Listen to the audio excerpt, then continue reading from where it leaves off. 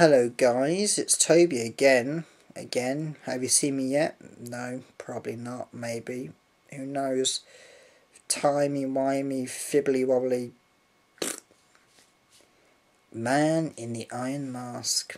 It's kind of weird now, you can sit here and you just see my eyes peering out of a mask. Facial features covered up. I could be anybody. All you see is the eyes in the mask. It's freaky, isn't it, to look at a face and just see the eyes poking out. Let's zoom in on those eyes, how freaky it looks. Two eyes poking out of a mask. Yeah, Man in the Iron Mask is a good. They're looking weird now. Ooh, we've got all Chinese. Now I'm a Chinese. To look like a banshee. Ooh. No, let's go back. Ta-da! You know, it's kind of good. You know, these things, good versus evil. La la la. Yeah, it is kind of cool. Good versus evil, and you know, kind of things like friendship and love and things like that. It kind of kicks off a good mood in me. Yeah, it does, and I like it. You know, it kicks off a good mood, kickstarts a good move, and it makes you feel happy, happy times. Yeah. And for some reason I seem to be more active in the evenings than I am in the daytimes. Which for some people might be a good thing. Yeah, let's have sex. Let's not have sex. But like I feel more thinking and more doing that sort of stuff in the evening times. You know, sometimes my computer kind of buggers up and I'm like, what do I do now? I like I normally have a nap really. Sit and have a nap, have a think. And I'll kind of sit there and have a think for a while, and it's kind of interesting like that way. And, you know, it's kind of weird, you know, having a think. Grant just walked in, that's why I'm a bit disorientated now. But, you know, yeah. And, you know, see, like, my thought waves are completely gone now because he walked in and my energy. In the mask. The mask. This is one of these random blogs. This goes on for hours, going blah blah blah, talking about crap. The eyes. Look at the eyes. Is it possible to hypnotise someone? Toby's conjuring act of hypnotherapy. I don't know. How do you know if you can hypnotise people without actually trying it? Like, it must be a complete fool going, look into my eyes, look into my eyes, look into my eyes, yonder.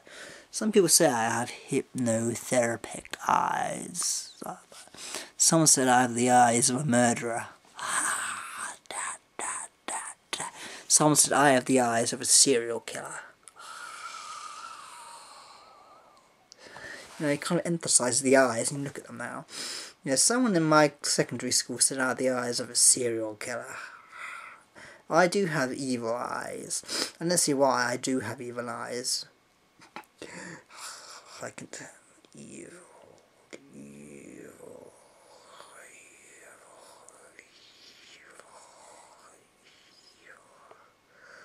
Look, that face turned uttered evilness. Look at the eyes. They're turning into something nasty, evil looking. I could kill you right now. I could stab you in the heart. No, let's not. Why? I don't know. I can't think I have lovely eyes. Nice, lovely, cutie eyes. Say, I'm sweet. Because I am sweet. And I'm sweet as a Turkish delight. I hate Turkish delights. Blech. It's not like, blech. Turkish delights. It tastes like plastic. Or no, what does it taste like? It tastes like I'm thinking, I've got a Turkish delight here. I'm eating it. What does it taste like? It tastes like crap, basically. It tastes horrible. It's like jelly. Blech. No, Turkish delight is a big no. That's not very nice. Yucky Turkish delight. What else? The eyes. Yeah, so how can you tell if you can hypnotise someone without looking at their eyes and being an idiot going... See, how can you tell your many things? How can you tell your talents without exploiting them?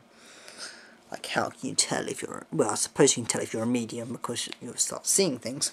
But no, like, if you're a psychic, you might have psychic abilities, which I say everyone has psychic abilities. And they kind of slip in from time to time. What else? Other people have other things. You know, like, you can tell if you're a telepath. Telekinetic energy, moving things with your mind. I watched something the other day, moving something with his mind. He was like, and it's all about moving energies around. Like, everything you see in the universe is made up of energies, and it's just about you disrupting the energy and moving it. It's the same that apparently magic is possible. You can actually physically do magic, not in the I'm a magician, here's my card tricks, poof, poof, poof, poof. No, proper magic, conjuring up fireballs and firing on the people, or doing stuff. It's actually physically possible, and you can actually go to magic school, proper magic school, like magic and magic. There's magic that is, I'm a magician, fire, fire, fire, I'll turn you into a frog. Proper, physical, wondrous magic. And the other side there's, I've got card tricks that are pop a rabbit out of a hat. No, we want proper magic, and you can actually go to proper magic school where you can actually learn the art of magic and conjure up fireballs and turn people in. Well, you can't actually change matter because that's impossible, but you can conjure up fireballs by activating the energy around you. Yeah, basically it's where you have to change your mindset. Like, I can change my mindset. My mind is set on things that are impossible that I could try. For instance, I can imagine energy around me. I just think like doing magic or being a psychic or being using telekinesis is just too much hard work, really, isn't it? By visualizing the particles, disrupting them, moving the particles. It's like, it's too much work. It's too much work. I think it's too much work, really. That's why I probably will not go into the telekinesis. People only can just barely move anything, so what's the point doing telekinesis if you can lift someone up? Or lift yourself up, that'd be quite cool. You know, like in Return to Witch Mountain, they go, and they kind of lift themselves over a gate. That's the kind of coolness, or lift things up with your mind. That's wonderful. But no, that's not really possible, really.